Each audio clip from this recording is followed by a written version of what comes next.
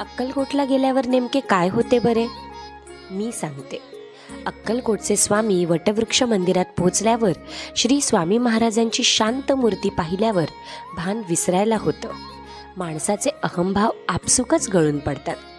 त्या आनंदाचे विश्लेषण करता येणे अशक्यच असते, परंतु डोळ्यात आपोआप आनंदाश्रू तरळतात.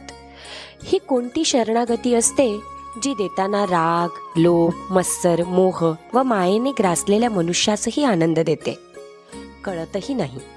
असे वाटते की जगात हेच एकमेव चरणद्वय आहेत जेथे डोके टेकून आपले सुख दुःख, पाप पुण्य सारे मनोरथ सांगून टाकावे, बाल हट्ट धरावा, रुसावे, फुगावे, लाड करून घ्यावेत.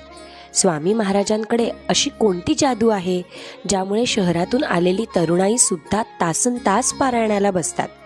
रांगेत गोंगाट करणारी बच्चे कंपनीही गाभाऱ्यात पोहोचल्यावर शांत होतात.